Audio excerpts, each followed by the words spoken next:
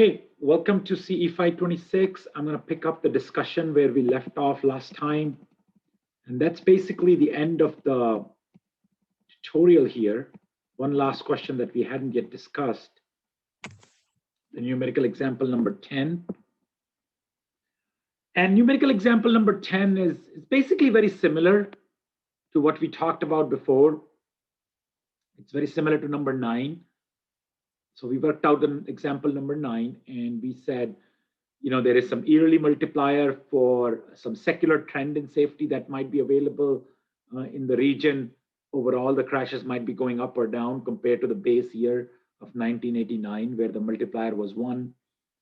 And now what you want to do is that you have this data from 89 to 97, and now you want to be able to project how many crashes would be expected in 2003 and 2004, where you expect the ADT of 6,000 and 6,300, for example. So you expect the ADT of 6,000 in 2003 and ADT of 6,300 in 2004. And then you are also given some yearly multipliers of 0.9 and 0.92 respectively for the 2 years. So this is the information I'm looking at. I'm going to highlight that here. Okay. So how do we do it? We are now projecting into the future, and projecting into the future is, if you know these multipliers and the ADT values, it's fairly straightforward in that you can basically take any of these expected annual numbers that you derived in the last example. So you can pick up any one of these numbers. Usually you can pick up the last one. So if you pick up 1997 as sort of your year where you start projecting things, so then you'll use 7.79, and then you'll come up with a factor that should get multiplied with 7.79 to get the number for 2003 and 2004. So how do we get that number? So do we get that number is that we come up with what we call the projection ratio. Okay, and how do we come up with the projection ratio?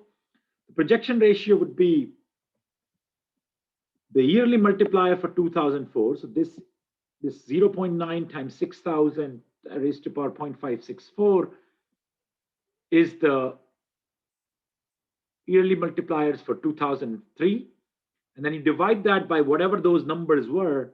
The 0.927 was the yearly multiplier, 5,400 was the ADT for 1997, and you come up with a ratio. And the ratio in this case comes out to be 1.03. And then this should be 2004.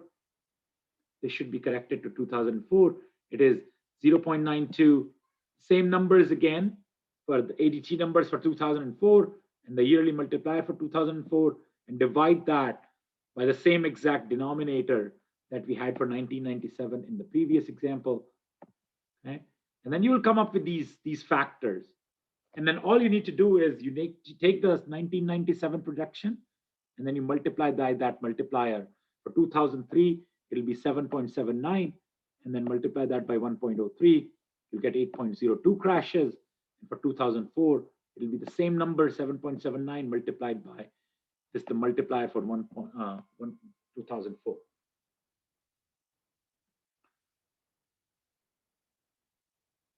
Okay, so what I'm going to do next is that I'm going to just give you a quick example to solve real quick, apply this, what we just learned. So I'm going to just type that up in chat. So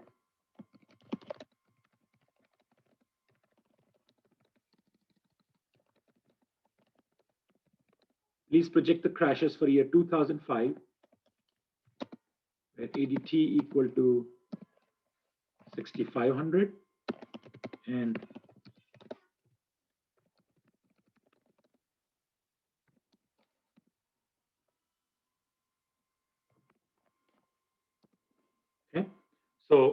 So project the crashes for year 2005, where the ADT is 6,500 and yearly multiplier is 0.97.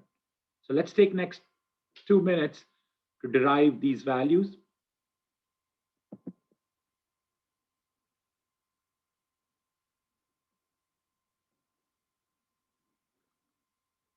If you have any questions, you can type it up in the chat box, or you can use your microphone to to let me know if you have any questions about this.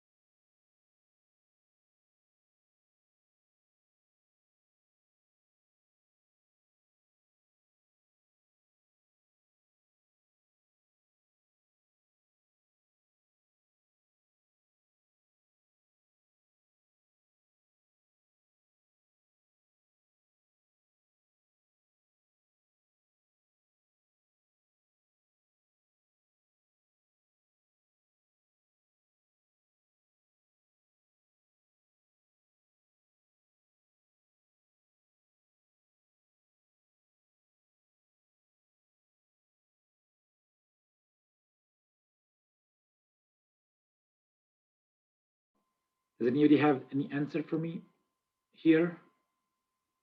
So what did you get as the projection ratio for 2005? Just type up the projection ratio first.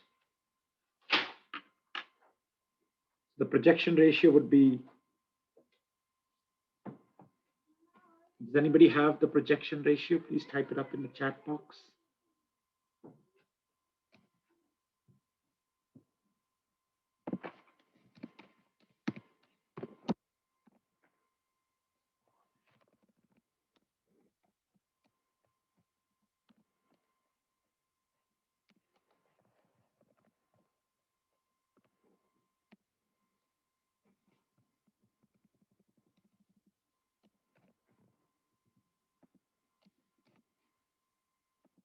Okay, 1.162, and that probably is correct value. If you derived it using this formula that I'm about to type in the chat box, 0.927 times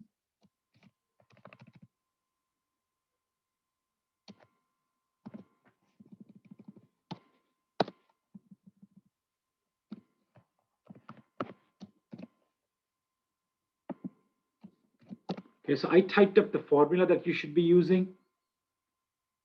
Yeah, and I think you get 1.162 with that. Anybody got a different answer or thought like this formula that I've typed up is not quite right?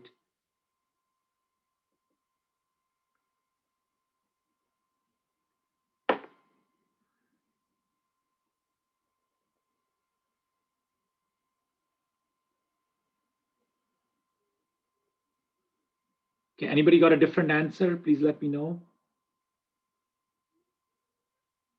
If not, I'm just going to take Jordan's word for it.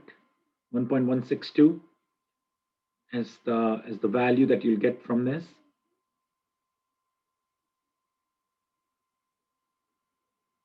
Okay.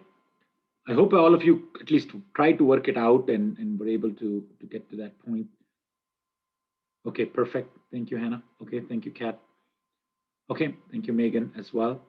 Perfect. So yeah, I appreciate you letting me know that you got the same answer or a somewhat different answer. It's good to run these numbers by yourself too, because sometimes even if you know things, even if you know how you can do it, sometimes you don't know what problems you're going to run into unless you do an example problem. So it's just always a good idea to sort of work out these calculations, even though they seem sort of obvious. And you know, so that's always a good idea. And just keeping the practice with using the calculator is also good, kind of makes it a little bit faster every time you work it. Okay, so that's great. So basically we've wrapped up the tutorial that I wanted to wrap up. And now what we are ready to do is we are ready to move on to the discussion of the highway safety manual. And once we have that discussion, my plan is to sort of give you an idea about how the highway safety manual is laid out and how some of the things that are available in the highway safety manual can be used, how you can use it to make safety projections, how you can even use it to do some real world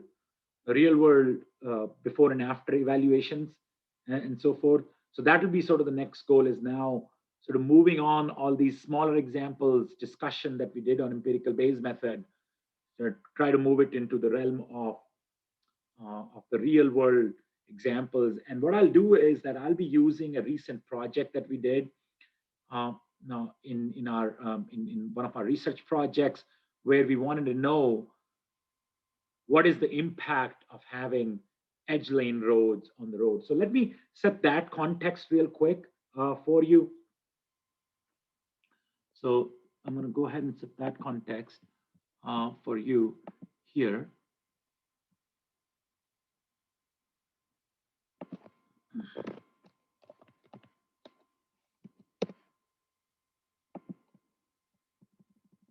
So I want to talk. So edge lane roads are also known as advisory bike lanes, and I'm setting this context for us to sort of get started the discussion on the highway safety manual, because we wanted to see in one of our recent research projects, we wanted to see what is the safety impact of having, instead of having a 2-lane road, converting into a configuration like this. Okay? So a traditional 2-lane road we are all familiar with, and in those types of road, what happens is that you have the directional traffic is split with a yellow line in the middle, and then you have cars traveling on both sides, and you provide the bike lanes onto the side of that so that the bicyclist could use it as well.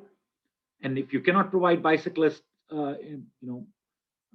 specific bicycle lanes, you don't have enough right-of-way width at a location, then you basically use the shadows, which is sort of shared arrows, which is, you bicyclists and motorists share the same portion of the road. Now, one treatment that's not applicable everywhere, but could be applicable some places, is what we call the edge lane roads. And what are the edge lane roads? The edge lane roads, and they're also called the advisory bicycle lane, ABLs. An advisory bicycle lane is a roadway striping configuration. So it's basically in a striping configuration, which provides a two-way motor vehicle and non-motorized traffic use a center lane. So, and an advisory or edge lane road on either side. Okay. So what you do is you separate the bicycle traffic onto these red paved shoulders. Okay. So the northbound bicyclists can use if the direction is in the north going up. So the northbound bicyclist could use this side, southbound could use this side, and then the motorist traffic has to be sort of yielding to the bicyclist and pedestrian on the side. And if there is some oncoming car, then you could say, okay, the motorist has to sort of move to the edge lane while yielding to the bicyclist, and then yield to the other side at the same time. So we wanted to see what are the safety impact of converting 2-lane roads into a configuration like this. How many of you had seen a road like this or had used a road like this before? How many of you have actually, so just raise your hand if you have used a road like this anywhere. I'm not seeing any raised. Okay, so I see one raised hand. Okay, that's great, Sam. Anybody else? I see a no here. Okay, so Brian has used it. That's great. And these sort of, yeah, that's great. So yeah, they're not very common treatments, right? So thank you, Brian. Thank you, Sam. Yes, so they are not very common treatment. They're like very few in North America. I think the person who runs this website, advisorybikelanes.com, Mr. Michael Williams, and he's a collaborator on the project, and he has been like very enthusiastic about. Yeah, in the Netherlands, they're much more common. In fact, they did a very detailed sort of before and after studies, not related to crashes, but in terms of like, okay, what was the behavior aspects, like how much the speed reduced after the installation of ELR, and if the distance between, what happened to the distances between bicyclists and motorists and so forth. So yes, so they're very common, or let me say, they're more common in the Netherlands, but they're not as common in the United States, but there are some in the US. And recently concluded research project that we worked on is that we looked at the safety implications of before and after safety evaluation of those treatments compared to a 2-lane road. So what I will do is that I will sort of share what is in the highway safety manual now. And in our next assignment, and I'm going to give you some details on the project that we did, and we made use of some NCHRP, National Cooperative Highway Research Program spreadsheets to make a determination of the crash modification factors for these. And then we'll have a lab exercise that sort of gives us an example of, okay, how do we do this for a different project with a different data set and so forth. So we'll try to work that into an example. So remember this context. Now, we are looking at highway safety manual. So highway safety manual obviously doesn't have anything related to edge lane roads, right? But they do have information, the safety performance function and so forth for the 2-lane roads, right? So we will use the highway safety manual knowledge to project what would have happened had you left these installations, these edge lane roads or advisory bike lane installation, had you left them in their previous 2-lane configuration, okay? And then using that estimation, you can compare to what actually happened after you install these edge lane roads, and then you can compare the two to estimate the crash modification factor, okay? So the highway safety manual would be helpful to us. The methods will be helpful to us in terms of estimating the counterfactual, like estimating what would have happened had you left these edge lane road configuration into a 2-lane road, right? Or had you left them into like what they were before as 2-lane roads. Okay, so remember this context. Okay, so we'll come back to this context after we've talked about some details of the highway safety manual, and then that will help us go beyond the small examples that we've seen and worked on in the tutorial and in our homework, and kind of look at some real world examples of how highway safety manual actually gets applied and how the empirical based method actually gets applied. Okay. So the fun part of this project was that how weird it is, or if you're not used to this, how weird it is to have sort of oncoming traffic facing. But you know, I'll give you I'll spoil the surprise here. But according to our analysis, these edge lane roads actually did improve safety. In fact, we estimated a 44% crash reduction compared to what would have happened had you left these roads as 2-lane roads. So we estimated a 44% crash reduction on these configurations after the installation. So that we thought was very interesting, very encouraging sign that you could provide bicyclists right away without needing to acquire additional right of way on the side of the road. So that was very interesting. So before we sort of get into that, and I was just having some discussions with my buddy about intuition. So what I want you to think about is, like, before we sort of get into the mathematics of the whole highway safety manual, which we're going to get into right now, what do you think about? What do you think causes crash reduction? If cars are going to face oncoming traffic, would you worry that maybe that will lead to more crashes rather than fewer crashes? And if you're seeing in the data that there were in fact fewer crashes, what might have caused it?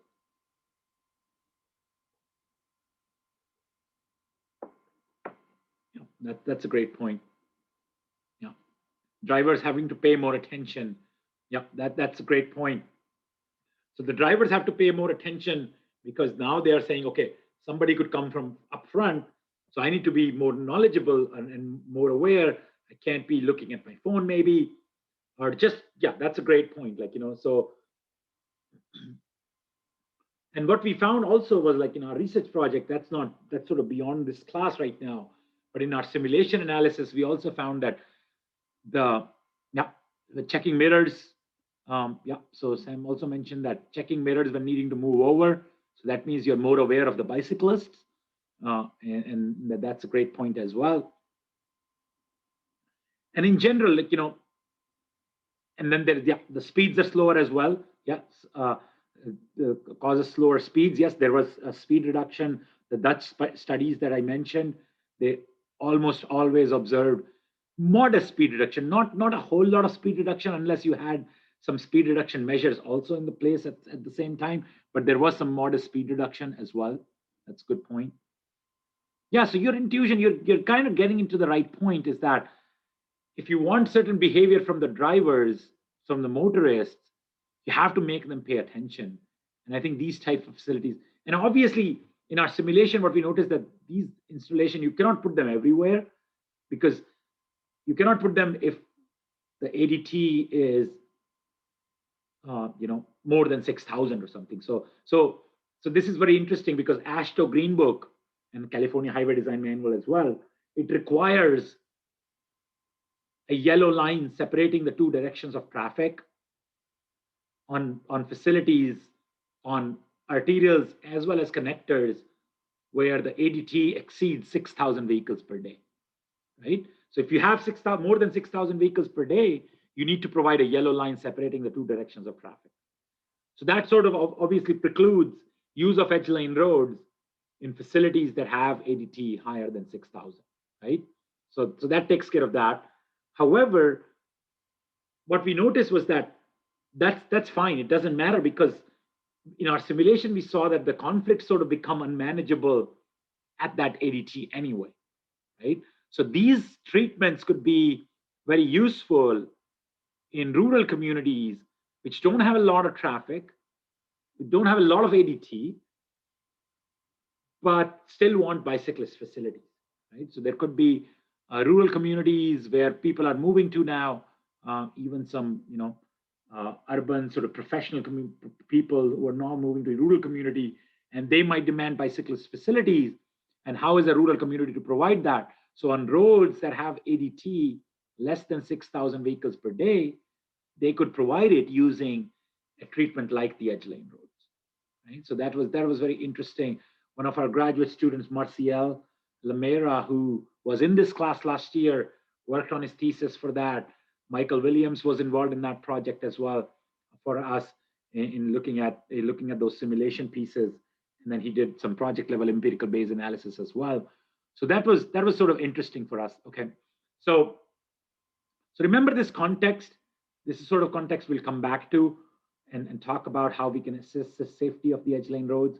But yeah, so ultimately, it's a lot about behavior changes, and then make sure that those behavior changes actually reflect in your crash data. So that's what we ended up doing with this research project, is that, okay, we notice the behavior changes, and then we try to reflect them into our data. And then we did see some crash reduction following the installation of the edge lane road. Okay. So with that, unless there are some questions or something, I would like to move forward to our discussion of the highway safety manual. So let me know, are there any questions about what we've talked about so far?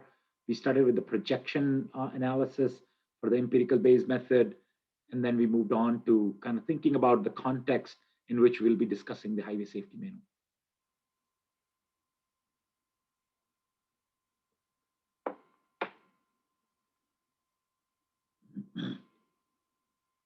Okay, I'm not seeing any questions.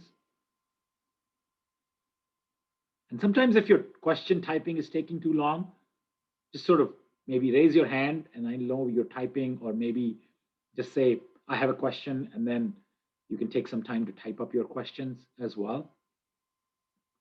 But I'm guessing there are no questions right now. Okay, so what we'll do is we'll go back to our lecture here. And I have not yet made these PowerPoints available, so don't worry about these yet.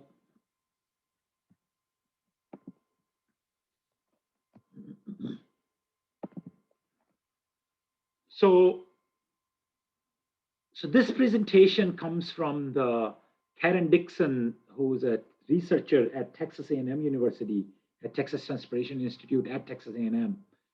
And they were very involved. Professor Dixon was very involved in developing the highway safety manual and calibrating the safety performance functions that are within there. So what we'll do is we'll talk about the highway safety manual, but the content of this lecture comes primarily from Dixon et al. The paper that was published in 2009. That was like sort of right before the publication of the actual manual. But they talk about how do you apply the manual, provide a lot of background material on the highway safety manual, and then the SPF, which is the safety performance function calibration. And that calibration case study talks about, how the safety performance functions that are available in the highway safety manual may not be directly applicable to your region, and then how do we still use them? What are some of the methods for using them if you cannot use them directly? So what is the Highway Safety Manual? Highway Safety Manual provides information and tools to facilitate explicit safety consideration for planning, design, operation, and maintenance through synthesis of validated highway research, adapted and integrated to practice, and analytical tools for predicting impact on road safety.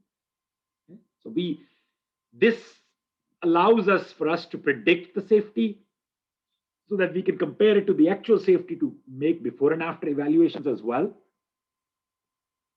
But then also we can make projections about if we know what the crash modification factors are for certain facilities, this can help us do benefit cost analysis. And this is the type of benefit cost analysis that if you're writing a grant for a city to get the state highway safety improvement funds, this is the kind of analysis that you almost have to provide, and that goes into your benefit cost estimation. So knowing what's in the highway safety manual is very critical if you're going to be working for an agency, so that you could do sort of planning, design, operation, and maintenance, and incorporate safety into those calculations. So for example, if you're trying to convert this intersection into a roundabout, you need to provide, okay, how many crashes are you going to avoid? And once you figure that out using the highway safety manual methods, then you can do an appropriate benefit cost analysis using it. Okay? So that's what the highway safety manual actually does, provides information and tools to facilitate this through these different items. So highway capacity manual, we're all more familiar with the highway capacity manual, much more accepted because the first version came out in 1950. So highway capacity manual was basically 60 years ahead of the highway safety manual, because highway safety manual came out in 2010. So it's the same thing. It's supposed to be definitive, represent state-of-the-art information. It should be widely accepted. We want it to be widely accepted within professional practice of transportation engineering, which HCM is. And now, 11 years later, after the release of the highway safety manual, I would say the highway safety manual is as well. And it's science-based. It's upgraded regularly to reflect research. So yes, highway safety manual is also expected to be updated every so often. And we have the second edition in the works right now, and it should be coming out fairly soon. So HCM is much more accepted version. Highway capacity manual. So what highway capacity manual does for the operational analysis, highway safety manual does it for that safety analysis. Okay. So what HSM is not MUTCD. It does not contain requirements or mandates. Okay. It's not a best practice document for design or operation. It contains no warrants or standards.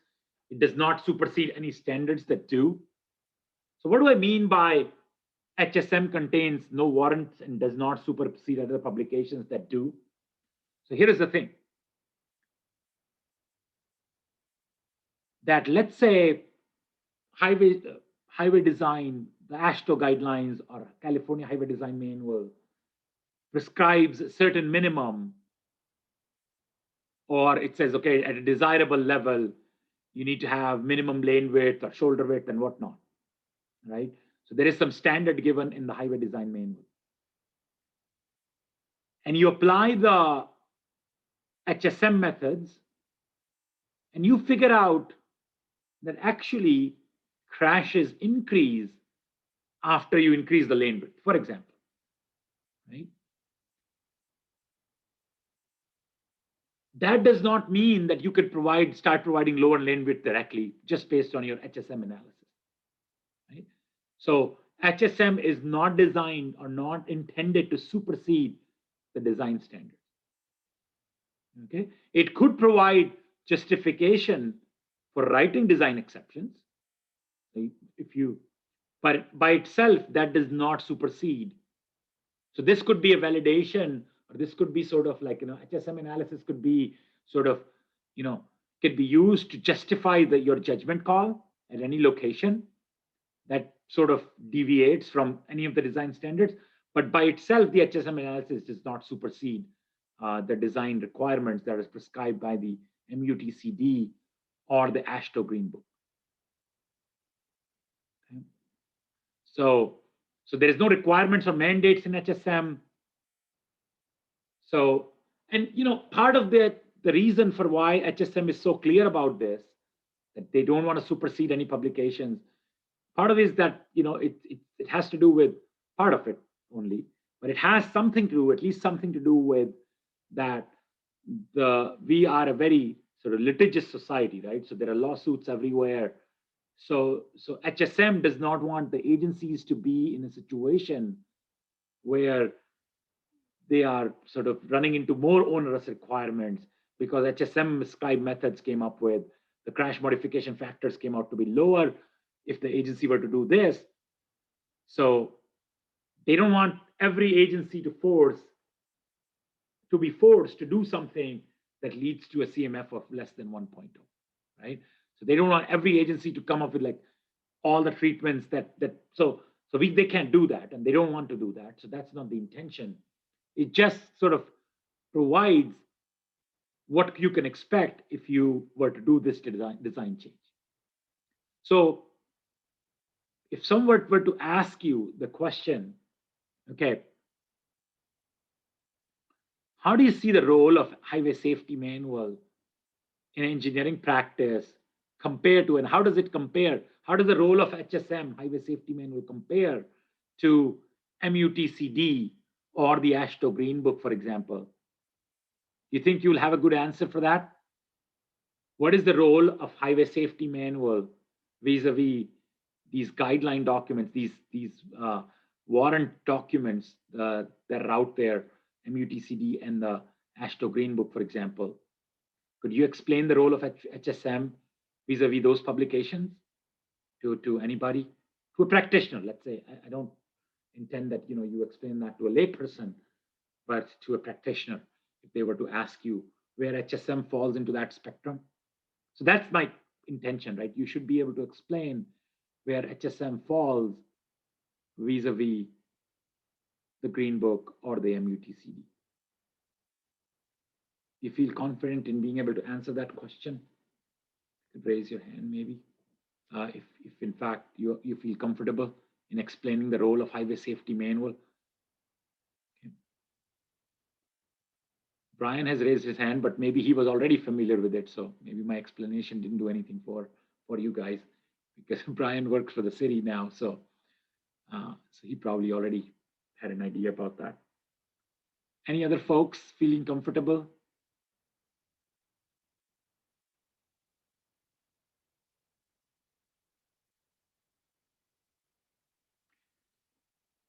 So remember, HSM does not set standards. It's not a best practice document for design or operations. So no lawyer can essentially force you to do anything that results in a crash modification factor of less than 1 just because it happens to be the case, right? The lawyers have to go by what's in the design standards.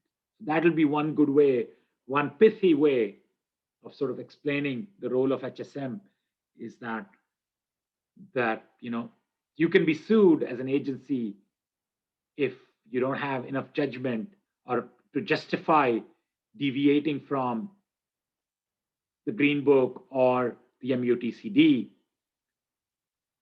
But you cannot be sued if, like, okay, CMF comes out to be less than 1.4 for a particular design, but you didn't do that design in your street. That's okay. You don't have to go after every design that leads to a CMF of less than 1.0 using the HSM method. Okay? HSM could be helpful in justifying writing of the design exceptions. So if you have to deviate, you could use HSM as a justification. But just because HSM has a CMF of less than 1.0 for certain treatment, or HSM yields that by itself cannot be a justification to sue you as an agency. That makes sense now? If it doesn't quite make sense, I would appreciate a specific question. Because it'll be helpful to me to further explain this topic because I don't know how else I can say it. But I would really appreciate any questions about this that can help me sort of explain it. Like, so if you can articulate your doubt that you're feeling about this in the form of words, that'll be helpful to me. Otherwise, I can just assume that so this is the best I can explain, and you have sort of understood it. So the HSM is more of a kind of supplementary document. It doesn't really tell you what you have to do, but you can use it to justify certain designs. Yes, you could use it like, so for example, if you have to write a design exception, so HSM analysis could be useful to justify that. Yes, but it's the best practice. It's not a best practice, but it could be helpful in figuring out future improvements that you're doing. So to justify those, for doing cost benefit analysis could be useful. But yeah, by itself, it does not provide any standard. So that, well, the way you put it is actually sort of the correct way to put it also. Like, yeah, it should be treated as a supplement. Yes, Hannah. Is it kind of a risk to take suggestions from it since it wouldn't like hold up? No, it's not. It's not a risk because it is supposed to be well accepted. So if you were to do something, and or obviously you're not. So this is no. So that's not a risk.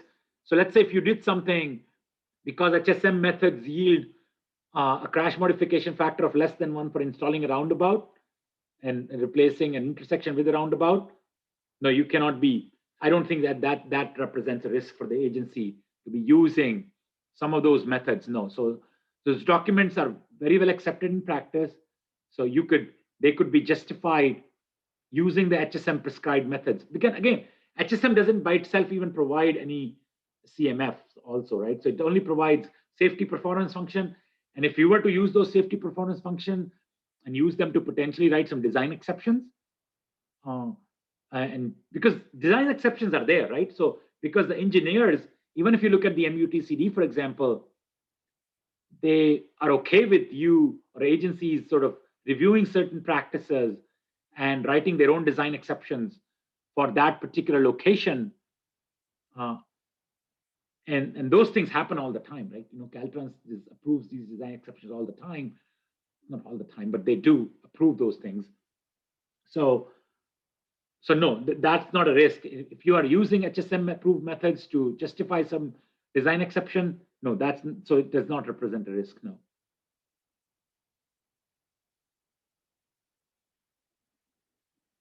So basically it protects you in some ways that, so no lawyer can come after you if you did not implement a practice that they were able to show that, hey, this has a CMF of less than 1.0, and then you would have avoided this crash if you followed the HSM methods, and because it yields a CMF of less than 1.0 for that treatment. But if for an agency not doing that treatment, you cannot be sued. So in fact, it sort of works the other way in that if you use HSM method, that's a good thing to be able to do some treatment.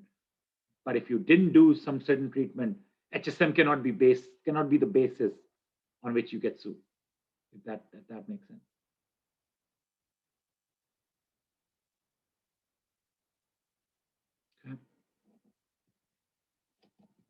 Okay, so I'm going to try to move on to the next thing. I don't see any questions or anything there. See, there is something in the chat here. Okay, so the question is, at what point is there enough HSM data to back up a design?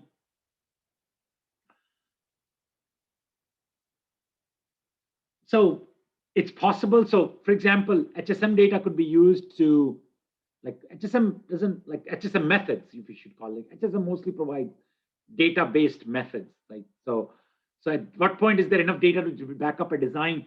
So what happens is that you can get data, you can get Federal Highway to approve certain experimentation, and then you could use HSM methods to then sort of get that experimentation, make it to the next edition of the manuals. So let's say you get an experiment approved from Federal Highway Administration, to sort of like, so FHIW, Federal Highway, provides a process for you to do an experimental design on the roadway. You do an experimental design on the roadway, you do an empirical based, method based before and after evaluation. And then once you do that evaluation, then you're done with it. Once you're done with that evaluation approach, and then you sort of provide all the data that Federal Highway needs for the experimental setups, and then it's possible that if they are satisfied with it, the committee is, then they can move it into the actual publication in the next publication cycle. So it just depends on whether the burden of proof has been met for the Federal Highway MUTCD committee, for example, right? And if the burden proof is met, then they would put that treatment as a sort of as a design guidance or as an advisory thing in the MUTCD, and then that's the point where sort of experimental design sort of make their way into permanent design. So that's the process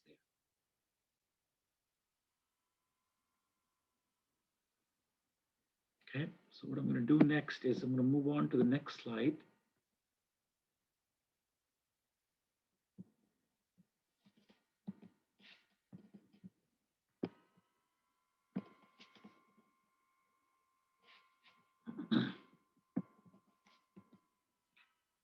As I said, it does not establish a legal standard of care, nor does it create a duty to the public. So that's kind of what I was getting at. It does not establish a legal standard. So CMF less than 1 doesn't mean as an agency you have to do that treatment. That's the whole point of HSM, is that it's there to help engineers, not sort of expose them to liability. And the whole idea of HSM and why do we need HSM compared to if you already have MUTCD and if you have the AASHTO Green Book, why do we need HSM, right? And that gets to the point of the whole nominal safety versus substantive safety. So if you look at this road and somebody asks you, hey, is this road safe or unsafe? I don't know. Depends on so many factors, right? So if this road is safe or unsafe, then that would depend on what do you mean by safety, right? It probably does not meet AASHTO design standards. If it has, like, let's say this road probably doesn't have it, but if it did have a road ADT more than 6,000, yeah, you need like a yellow line in the middle separating the two directions. It does not have enough lane width. So if there are two cars that have to pass, they'll have to yield each other. But if you look at crash data for a road like this, probably hasn't had any crashes in many, many years also. So in that regard, it's very safe. So safety and unsafety of a road depends on the context. And that's why you cannot just rely on nominal safety. It's not a threshold thing. You meet the threshold, you're safe. You don't meet the threshold, you're unsafe. That's not how that works. So what we need is a substantive safety estimation, a safety that allows for context to be accounted for, that allows for sort of a continuous relationship of safety. So safety could increase or decrease even when you meet or don't meet the design standards. So meeting the design standards is only one criteria, right, of improving safety. But safety could, again, be a whole spectrum, be a whole relationship, rather than just sort of a step function. So that's why you can't say if this road is safe or unsafe unless you know more context. How many ADT, what kind of conflicts that occur, are there pedestrians and bicyclists? A lot of different things have to go into that.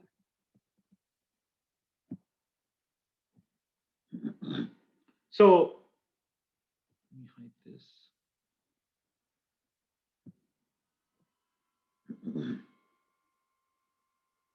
So we look at a lot of other impacts of our project level decisions. We look at traffic noise. We look at capacity implications of our changes.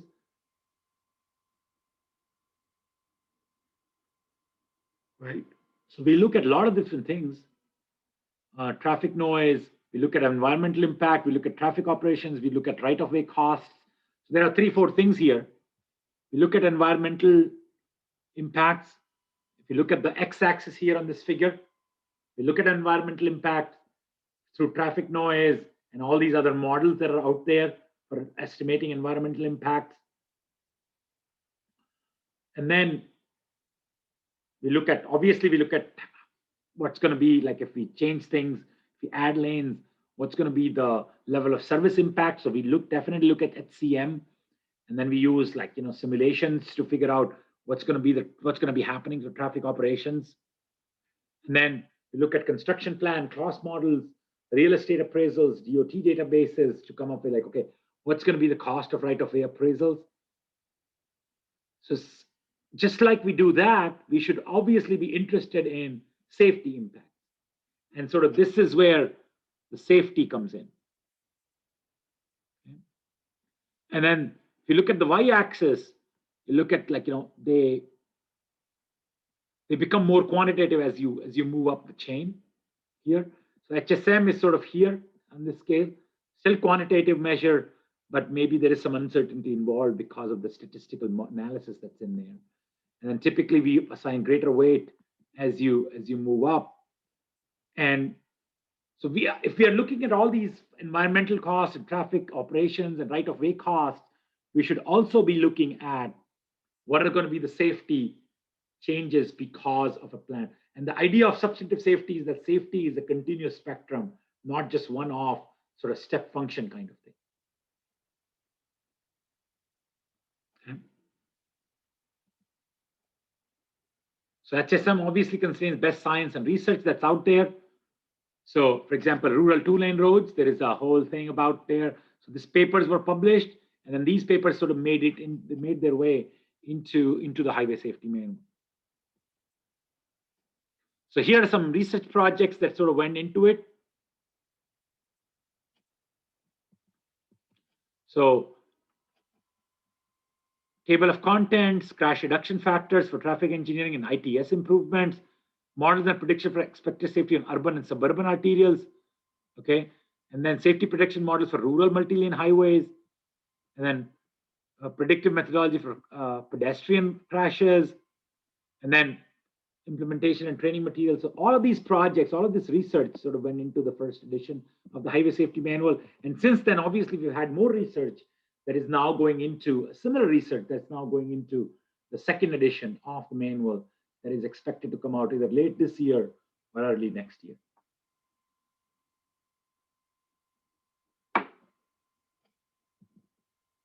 Okay, so here is sort of the outline, part A, part B, part C, part D. And part C is where you find, part A is basically just fundamentals, just kind of thinking about human factors, some basics of like, how HSM differs from AASHTO Green Book and stuff like that. In part B, they provide a safety management process.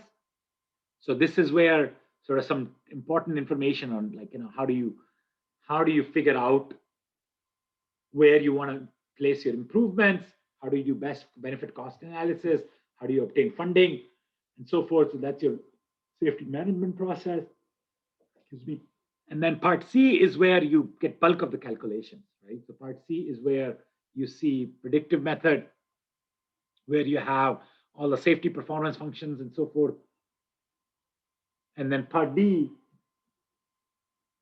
is what provides some crash modification factors. And then that part D, excuse me, actually is implemented as a CMF clearinghouse. So there is sort of almost supplements to the highway safety manual. So you can find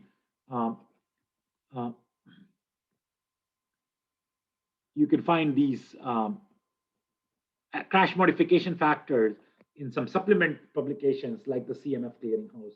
So I want to just talk a little bit about some supplement parts. So for example, one of the supplement parts is CMF clearinghouse, right? So here you can figure out like, okay, if you search for any countermeasure,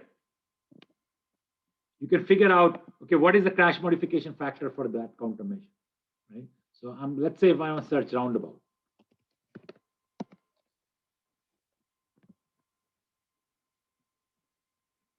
So if I click on that, I can find the speed intersection design, convert to roundabout interchanges. So you can find that okay, some of the CMFs are higher. So actually the crashes went up, but then a lot of these are studies that are like, 756. So that means the crash is reduced by about 24.4%. And so you can find these CMFs for any kind of treatment. And, so for fatal crashes, you could see some, you could figure out what these CMFs are. And sometimes they go up, sometimes they go down and whatnot. But you can find these CMFs to figure out, okay, what happens to the crash experience. And we're not going to get into specific CMFs right now. That's not the purpose. But I just wanted to show you, if you search for CMF clearinghouse, you can find, some information on the supplement material to the highway safety manual. Now, each CMF in this clearinghouse is attached to the star rating, right? So you should probably look at that star rating and use that star rating to figure out the quality. And actually, they're changing those star ratings. So I'm gonna forward you some information on those webinars as to how those star ratings are changing and how they're becoming more rigorous in nature. So we'll probably discuss those. So as you get into the profession, you have to be careful about how you interpret the results. So usually a higher star rating is better. So we'll look at that, that details later on.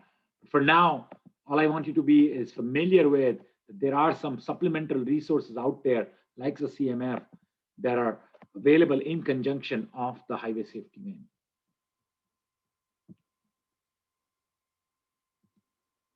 Okay, and then there are other supporting tools, so safety analyst, that basically helps you the safety management process, the predictive methods, that's basically the IHSDM. There are a bunch of spreadsheets there, the interactive highway safety design model, and then accident modification factor, that's the CRF, crash modification clearinghouse, that I just talked to you about.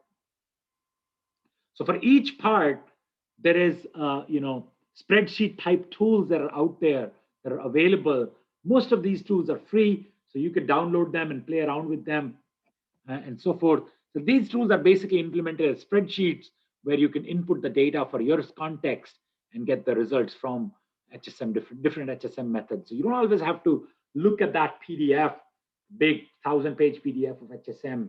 You could, once you understand the methods, you can use these tools like Safety Analyst and IHSDM and the clearinghouse to then, use those tools to make safety predictions. So this is the part A, human factors and fundamentals. That's chapter 1, 2, and 3. Part B is the safety performance functions that include roadway screening, diagnosis, countermeasure selection, economic appraisal, and then prioritization of improvement projects, and then the safety effective evaluation, number 9.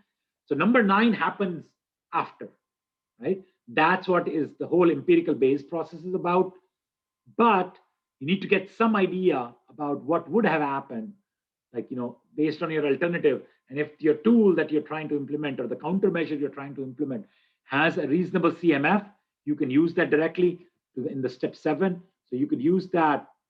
You can use CMF to do economic appraisal. And this is what is very critical for grant writing processes, right? So if you're writing a grant to the state highway safety improvement funds, you can use that economic appraisal to demonstrate that your project is going to be safe. It's going to, do beneficial in terms of cost effectiveness. And then once you've implemented something, then you could do the safety evaluation, effectiveness evaluation using that. Okay. So this 7 and 8 would be part of the grant writing process. 9 is post-implementation.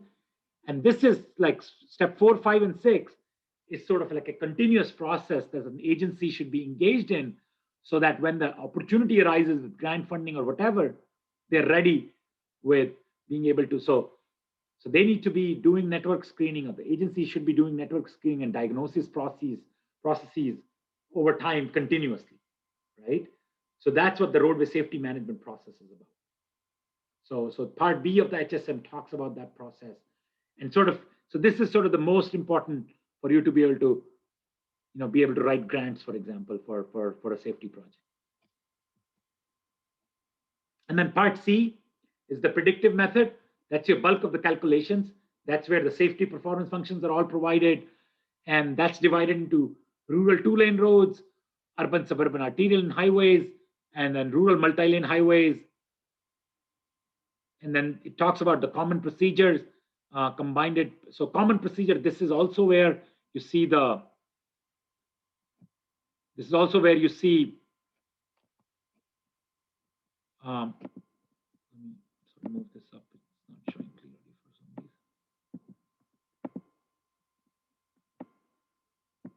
So this is also where you see combined predictive with observed crashes. This is talking about, so the common procedure. What procedure is this referring to? Does that ring a bell? Common predictive with observed crashes, the piece that I've highlighted.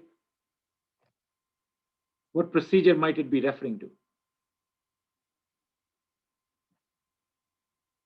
Anyone wants to type that up in chat? The thing that I've highlighted, what procedure? It's part of the special part C, common procedures.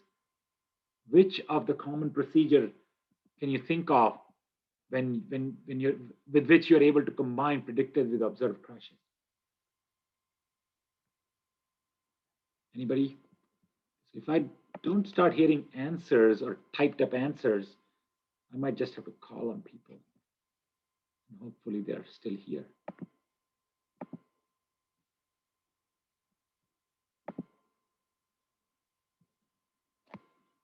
So, Jason, would you know which procedure might we be referring to with when we talk about combining predicted with observed crashes and the common procedures that are part of part C?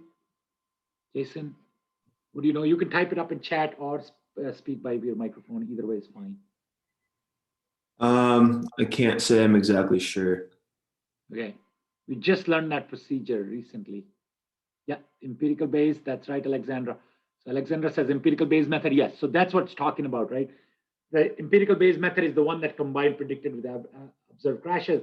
So the part C, bulk of part C is dedicated to these facilities, rural 2-lane roads, urban suburban arterials, and rural multi-lane highways. And then it has all these safety performance function, talks about different methods. And then it talks about these common procedure, and it provides the details of the empirical base procedure that we just learned to how do you actually implement that, right?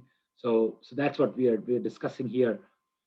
Now, if you look at this, 2-lane rural roads, urban suburban arterial roadways, rural multi-lane highways,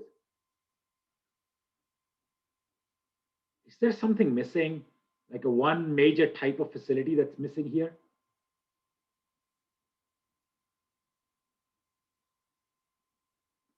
So the predictive method on the left-hand side of the slide, it says there's predictive methods for 2-lane roads, urban suburban arterial highways, rural multi-lane highways.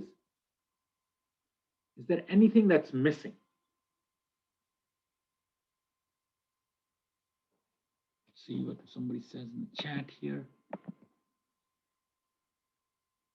Local streets, yes, local streets might be missing. Yes, and local street, you could potentially run them as, yeah, so local streets are not part of it because, the neighborhood streets are definitely not part of it. That makes sense, yes.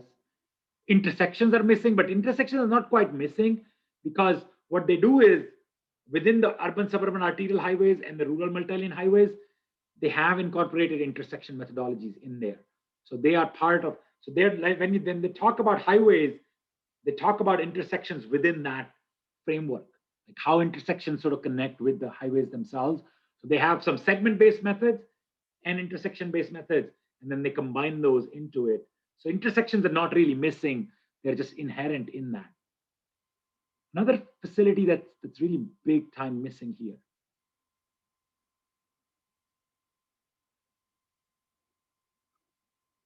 So they haven't yet, so they're in the Highway Safety Manual 2010, There were no freeway methodology. So they talk about urban suburban highways.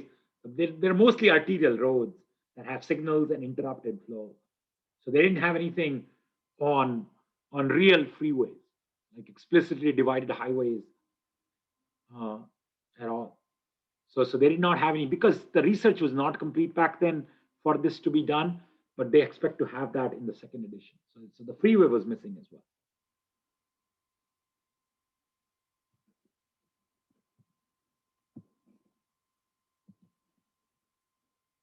So safety performance function, what is that? It's a regression equation used for estimating the predicted crash frequency at a site for a given base condition, right?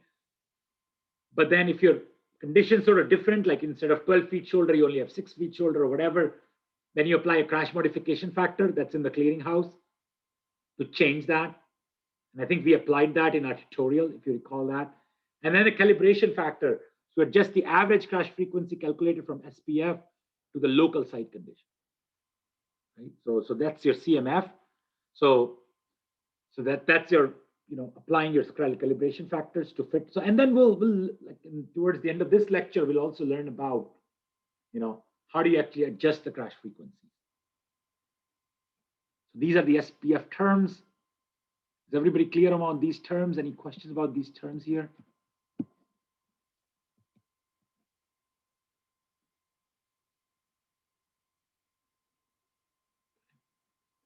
There are no questions. What I'll do is that we'll take a few minutes break now. So it's 9:15 exactly. So what we'll do is like maybe we take a stretch, go to the restroom, and just maybe walk around a little bit. It's a cloudy day, it's not quite a sunny day, but maybe we can take just kind of walk around a little bit and meet back here in 15 minutes. So I'm just gonna pause.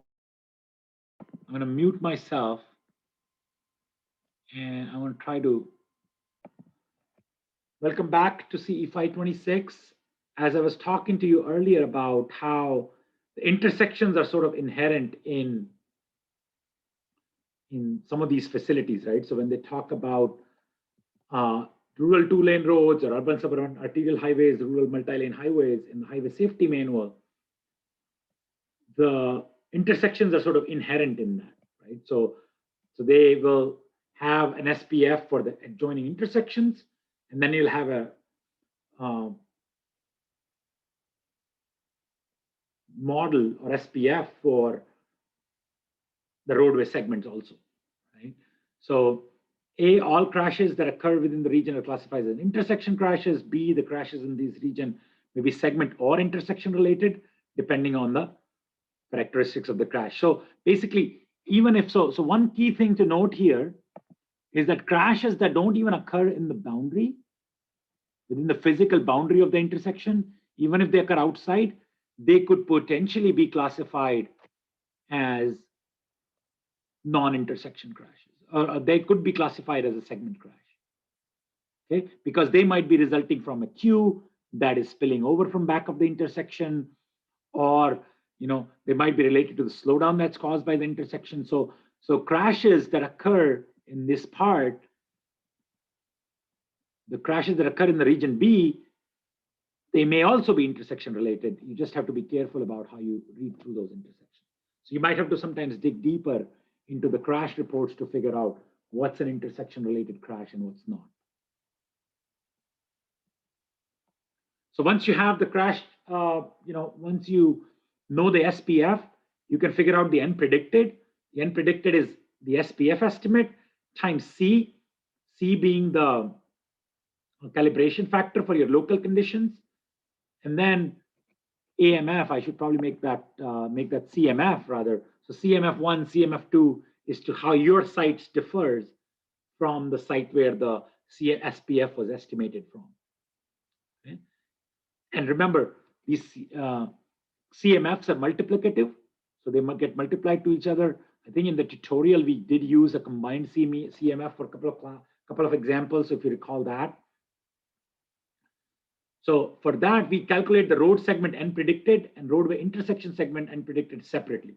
So we'll have one SPF for road segment, one SPF for the intersection, and then we'll sort of bring them all together to come up with a total estimate of crashes for that roadway facility.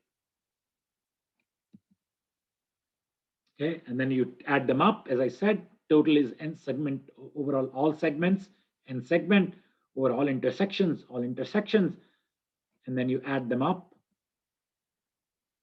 So then you will have the predicted crashes. And then once you know the predicted crashes, you can apply the methodology that we learned.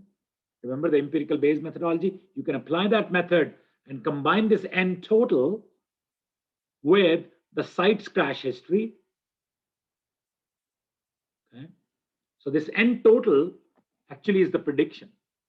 So let me just quickly show you something here on our Canvas page. If I go here, I just want to quickly show you what diagram I'm referring to in our tutorial. If you go to the empirical based method lecture real quick, I want you to recall this diagram.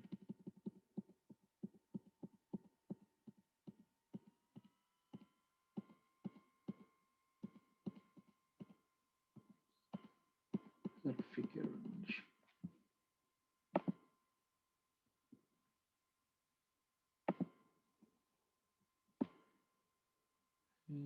Just want to quickly show you one more diagram from the pre. Yeah, this is the framework. So remember this, all you're getting from this, from the n total that I talked about, this is what you're getting. Safety estimate based on other similar sites. This is what you're getting. This piece is what you get from the SPF. And then you combine that with the site history and the weight based on the variance. And then you get the B, and then you get the A. So remember, anything that we find from the SPFs is this piece right here, this right-hand side box. Okay, just want to make sure that you're clear on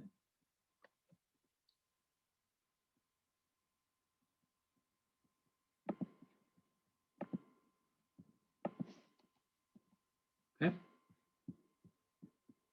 So now we want to talk a little bit about the facility type of interest. So step one is like, okay, what facility type you're interested in? Maybe it's 2-lane roads, maybe it's intersections, maybe it's maybe it's arterial roadways, maybe it's urban arterial roadways or whatever. So how do you do that? You identify facility type of interest, and then select site for calibration of each facility type. So for each facility, like urban roads, urban 2-lane, rural 2 lanes, whatever, you identify sites for calibration from your region. Obtain data for each facility type applicable to the calibration period. So you will come up with like, okay, how many crashes did it have? What kind of geometric characteristics that exist there, and so forth. And then the appropriate Part C predictive model to get the n total. So you will use the process that I just described to get the n total. So that's your step 4. Apply the appropriate Part C predictive model to get the n total. And then compute calibration factors for use in Part C predictive model. Okay, so how do we compute the calibration factors? So there are multiple methods of doing that. So we'll talk about one of those methods here to actually get the calibration factor. So here is an example of how do we do step 1 first. So let's kind of go into the detail of each of these steps. So it could be rural 2-lane roads. So rural 2-lane roads are going to be made up of these 2 types of things: 2-lane divided segments, and then 3- and 4-legged intersections. And then the rural multi-lane roads will have undivided segments, divided segments, and then they will have 3-legged or 4-legged intersection. So there might be some signalized intersections and so forth. And then urban and suburban arterial will have these types of things. And then this is 2-way left turn lane, TWLTL, is the 5-lane segments where the middle lane is sort of, you can make both turn in both directions. And then 3-legged and 4-legged with minor stop sign, and 3-legged and 4-legged signalized intersection. So this rural 2-lane roads, this big picture is the facilities. And then these are the individual elements of the roadway that you might encounter. And then you have to add the crashes on the segment and crashes on the intersection to come up with total crashes for the 2-lane roads. And then select site for calibration. So each facility type will minimum require a 30 to 50 sites. So you have to find 30 rural road segments or 30 urban arterial segments at least. You can go up to 50. Calibration site should be based on roadway segments or intersections as shown in step 1. And then you come up with the total crashes. Okay? Total crashes observed on all sites unique to a specific facility type should be minimum of 100 per year. Why do we want a minimum number? Do you recall any discussion that we had in the class that can help you figure out why we need 100 per year at least?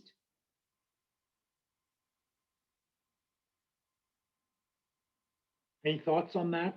Why do we need a minimum number of crashes to be able to do this analysis? Thoughts on that? You can type up in chat, or you can raise your hand to speak on the microphone. Why do we need at least 100 crashes? What's the need for minimum number of crashes here? Why is there a need for minimum number of crashes here?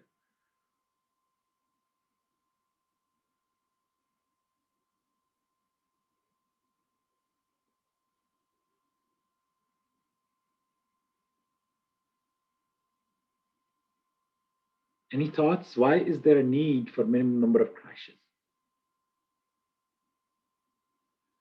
Remember, this relates to the idea that we talked about before, right?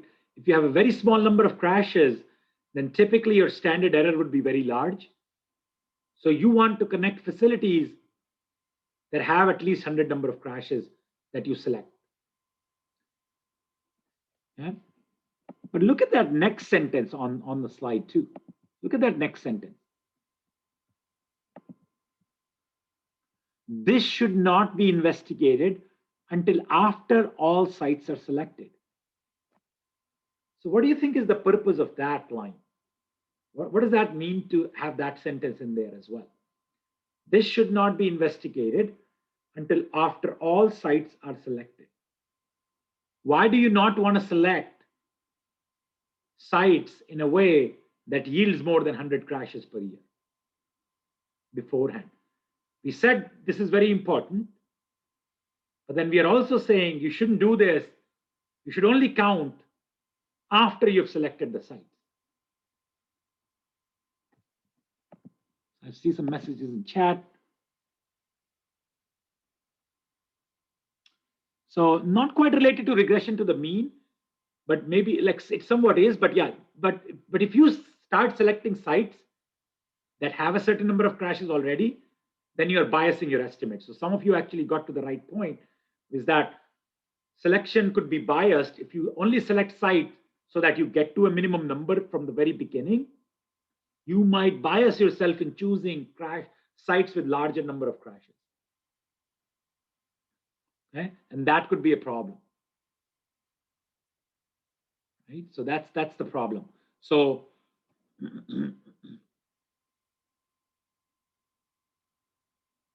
so that's why we want to make sure that we are randomly selecting sites. But once we randomly select the site, we want to make sure. So let's say your sites have very few crashes, then you just add the number of sites. You still keep them random. You don't go out and start collecting data from non-random sites, so that you're not biased yourself.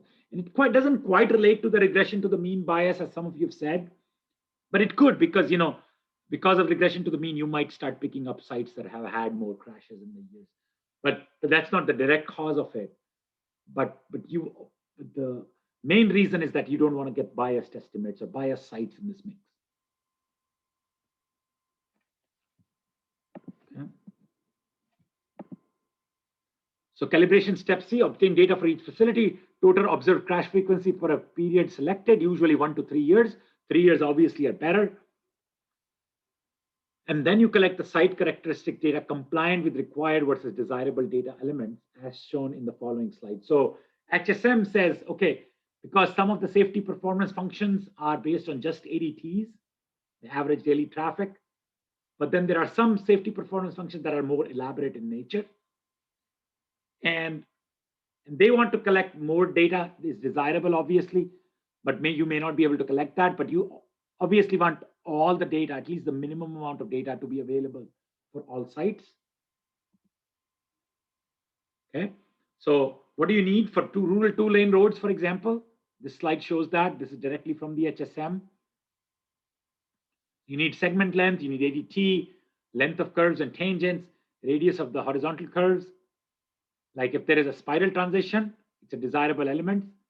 Okay, if you don't have the desirable elements of data, you can just use sort of the default values, and that's okay for most calculations. Super elevation variance, percentage of grade, like what percent grade is there, upgrade or downgrade. Lane width, shoulder width, and shoulder width, shoulder type and shoulder width, those are required elements again.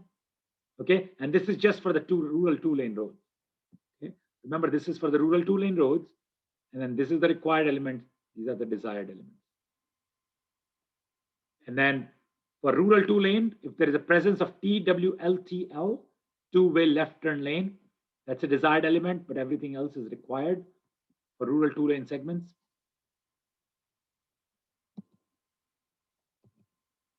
Oh, sorry, I'm sorry. Presence of 2-way left turn lane is a required element. Everything else is sort of desirable element if you can get it. And then this is urban and suburban arterials now. And again, I will let you review these required and desirable elements for next 1 minute or so. If there are any questions about any of these elements, in fact, you should probably review, because you have access, because you should probably review these urban and suburban arterial, all of these elements, be they required or desired, on this slide, and make sure if there are any questions on that.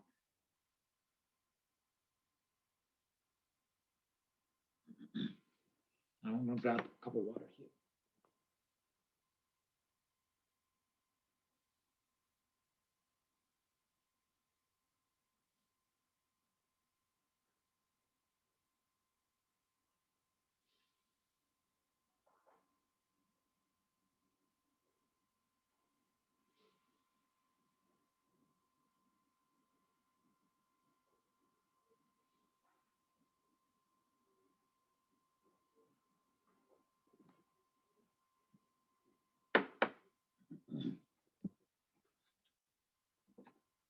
Okay, any questions about any of these desirable data elements or required data elements?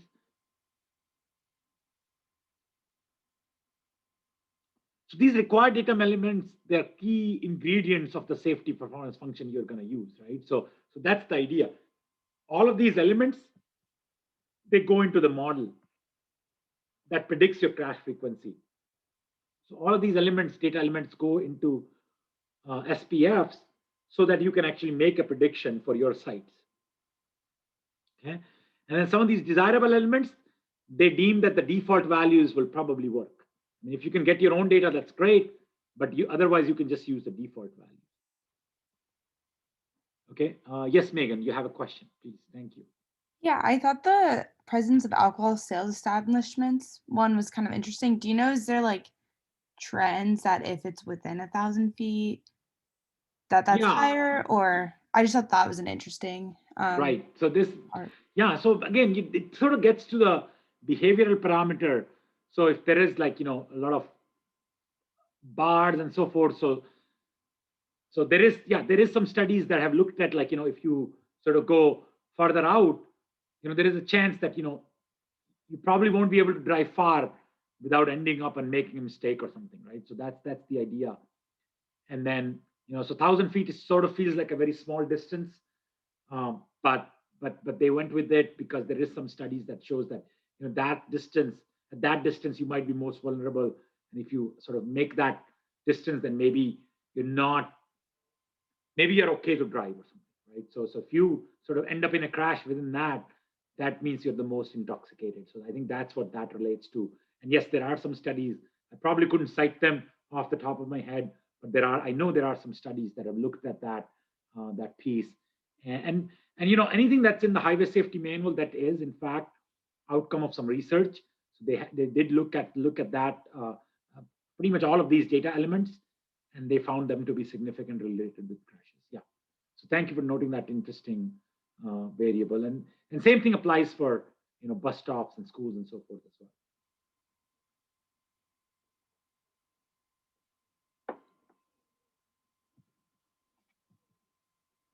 Okay. And then you apply the predictive method. What does that entail? That basically means you plug in the value for each of your sites into the models in the equation that's provided. So it's like what you did in the tutorial, right?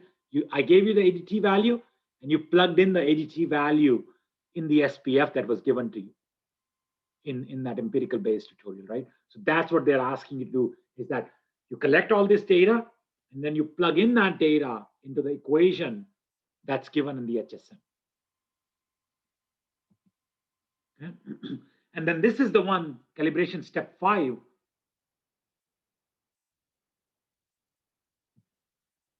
That's how you compute the calibration factors.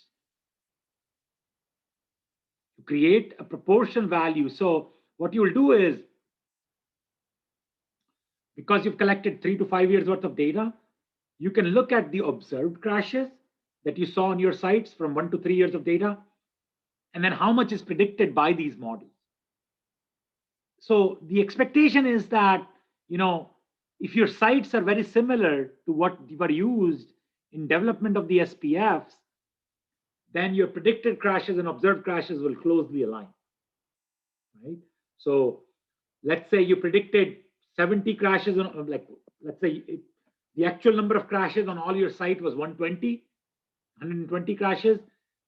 And when you applied all these highway safety manual prediction methods, they also turned into 120 crashes. Obviously, there's never going to be a perfect alignment, but if the numbers are close, then your CR value will be very close to 1.0. And that tells you that, yes, so your prediction methods and the sites where you're collecting your data are closely aligned, and you can use that without any calibration even, right? But if this number is too big, too large, or too small, that means your sites are too different compared to the sites that were used to calibrate the regression models. And that's when you need the CR value. Okay, so that's when you you need that for the roadway segments R or intersections I. So you might need these for the segments and intersections crashes separately, but you could create those CR or CI based on the ratio of the observed crashes divided by the predicted crashes. So, and then we talked about the empirical Bayes method. So that method is provided in the HSM. So we are not going to go into the detail of the EB method here. And then the CMF, and this is all these CMFs basically are documented in the CMF clearinghouse. So you should be able to get any sort of CMF that you need that's available. You can get it. Not all facilities like ELRs had no CMF available in the clearinghouse. We are hoping that the research that we are just just about to publish from our project, that will ultimately make into the CMF clearinghouse, hopefully soon by late next year, or by late this year, really, because it's 2021 now. So late this year, we're hoping that our research will start providing. So maybe it will be under Chapter 16, special facilities and geometric situations. Obviously, it's not going to make the HSM 2010, but it will be part of the CMF clearinghouse that can then go into the future editions of the HSM. So who should use the HSM? So HSM could be used in any of these stages of a project: system planning, project planning, preliminary design, and operation and maintenance. So any of these steps, the HSM could be used. So how do we use it in system planning? So assess safety in the system needs and identify project studies, program projects, because you can review HSM and the crash modification factors and figure out, okay, which of these crash modification factors provide most crash reduction, and then see which of your sites sort of fit that need. And then that can help you program projects, right? So you could, and then you could look at, like, system-wide safety effects of the program. because you can estimate counterfactuals using the HSM. You can figure out, okay, how many are expected crashes in your region. And then if you sort of implement like an alcohol enforcement program or a speed reduction program, you can compare the crash trends from before using the HSM methods from what happened after. So that's another way of doing the system planning like that. You can do specific project planning. To project planning, you can it can help you in scoping. It can identify potential solutions, again, looking at the CMFs, assess or evaluate multiple alternatives. So this is project planning. So this could be the step where you could do grant writing with it, because, as I said, HSIP grants require you, Highway Safety Improvement Program grants by Caltrans, they require you to do the benefit cost estimation, and HSM methods are absolutely essential for that. And then you can also identify preferred alternative, because you can do benefit cost analysis using the crash cost savings. And we do talk about this aspect in CE 528, which is the engineering economics and analysis class. So we do quite a bit. We do make use of that. Okay. And then preliminary design, final design, and construction. You can evaluate safety of alternative design approaches, and you could do review and documentation of design exceptions, as I said before. So if you have to get some variances and waivers, HSM can definitely help you in providing sort of very solid justification for those design exceptions, and then informed decisions on construction staging, work approaches, etc. as well. Because if you recall, I just want to quickly point this out to you guys. If you recall the CMF clearinghouse, you can find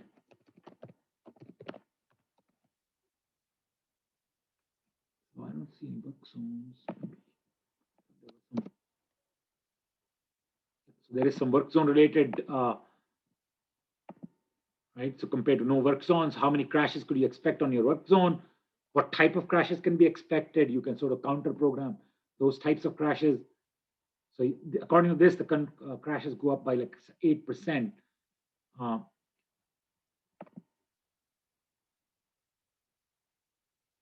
On work zones. So you could sort of use that information to counter program some of those crashes. So these are like different stages where HSM could be useful. And then for operation maintenance, you can monitor the operations and obviously evaluating the effectiveness of implemented improvements that we spent some time over in our tutorial. The empirical based method is basically all about that. So this is sort of useful in the operation and maintenance steps. So basically, as you can see, HSM provide tools for all stages of a project. So project planning stage, this is the grant funding piece of it. System planning, it's the continuous improvement piece of it. This is the operation, and then design. You could estimate once the system is in operation, you can evaluate its effectiveness and so forth using the empirical based method that's in the HSM. So all of these, so HSM is a tool that can help you with the safety analysis at all of these different stages of the project. And that's the key takeaway from this.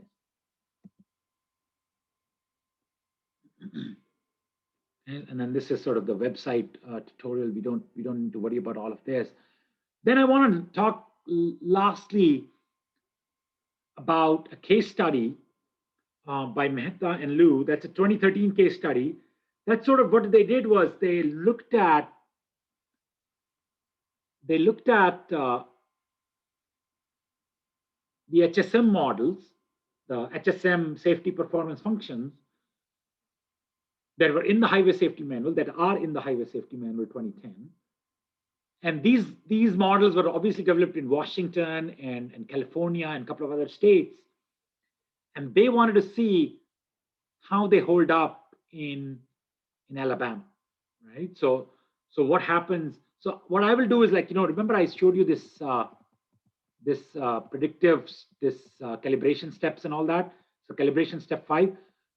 So what I'm doing here in this case study is that this case study basically replicated that calibration procedure and then try to figure out, okay, does that calibration procedure hold up can you actually figure out what calibration factor should be applied to the roadways in Alabama if you're trying to do any kind of safety programming in Alabama versus what's in the highway safety manual already.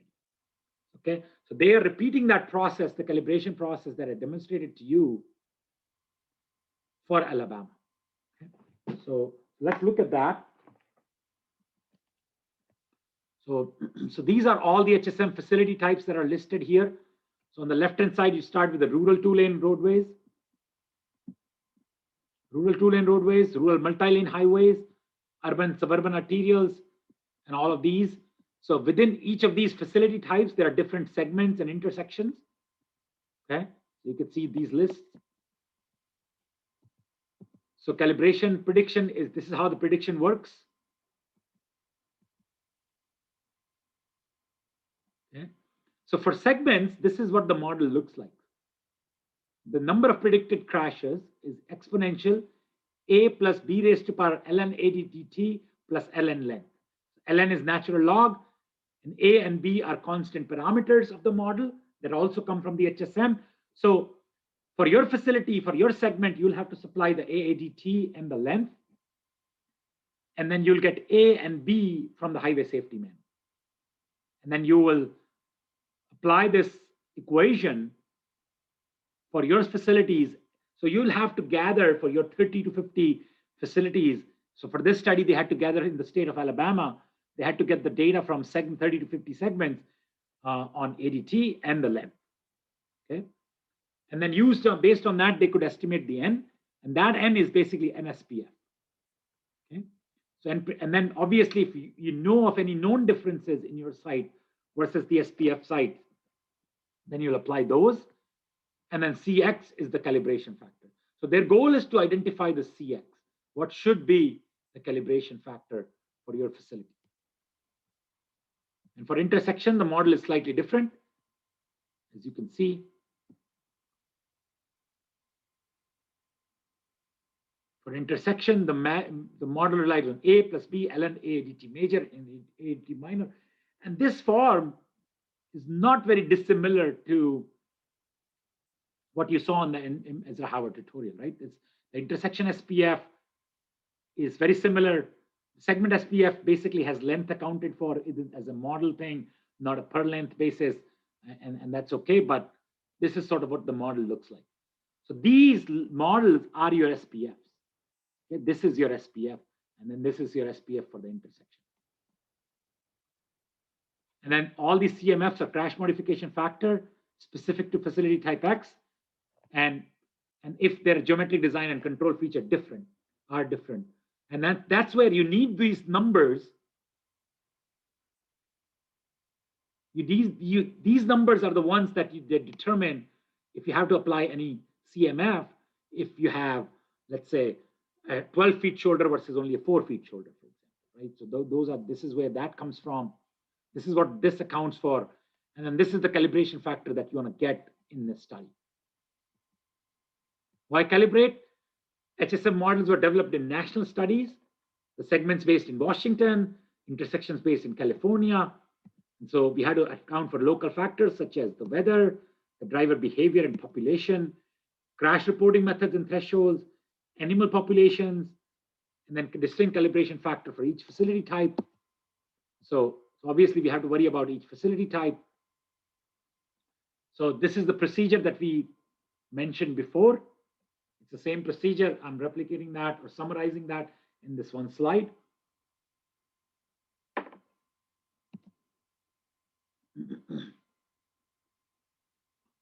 So what they did was they proposed 3 different calibration approaches, right? So in this study, Mehta and Liu, they said, so there is an HSM procedure that I talked about. So the HSM procedure is right here, right? So this is the highway safety manual calibration procedure. So in this paper, they came up with 3 different calibration procedures. One was basically just use the HSM. That's your second one. But the first one was, hey, if you are collecting all this data from Alabama sites, from 30 to 50 sites in each of them, maybe they can just estimate their own negative binomial regression model, right? Like you're doing for your project, for your 19 segments, right? So if you have the data, maybe you could just build your own SPFs and never mind about calibration. So that's one approach. Second approach was, okay, we'll just use the HSM procedure. And then the third one is they said, okay, maybe we don't estimate our own model, but use calibration factor as a parameter in the negative binomial regression model.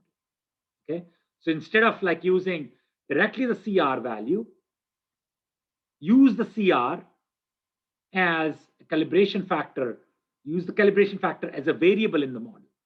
And I'll talk about all of these approaches as when we wrap up the discussion in the next class. So what I want to do now is that I will talk about these calibration approaches in the next class. I will make these slides available, and I will have some reading assignment for you based on those slides before the class on Tuesday. And then in the meantime, and then once we come back in the class on Tuesday, I will talk about what calibration approaches did they use and so forth. But what I want to do now is I want to stop here our discussion, and I want to give you some time to ask me any questions that you might have about the presentation you're making. I will not create a breakout room necessarily, but I'll create one breakout room. So if you have some questions specific to you guys, you can ask them here. Or if you have any specific question that you don't want to ask in front of the whole class, that's fine. I'll create a breakout room. So let's go to the breakout room and ask for help. That will be fine. But we'll be doing some presentations on Thursday. I know I've gotten some requests about a presentation that maybe one of the group members had some conflict that they cannot be present. That's fine as long as you're working with a group. But and I've gotten one request on moving the presentation up a little bit, like early in the class. That's my plan. We'll sort of get started on the presentation early. So we'll try to wrap those up early so that you have some time towards the end to actually work on some coding and stuff like that. So that'll be the goal. So I'm expecting that your presentations will be ready by the time we get to the class on Thursday. So what I'll do now is that I'll stop the recording because we'll wrap up this discussion on next Tuesday. But I want to give you some time to work on your presentations. And if you get done with your presentation, you can work on some coding if you would like to set up the code for your project. And if nothing else, I'll set up one breakout room. So you can, if you want to ask me questions that you don't want to ask in front of the whole class, you can just go to the breakout room and ask them there. You can always send me a private chat message as well, and I can go to the chat breakout room and answer that. And I will sort of monitor that breakout room request as they come in. Okay, so I'll just create one breakout room. But if you don't worry about that, so you just want to ask your question here, you're welcome to do so as well. So let me go ahead and stop recording, or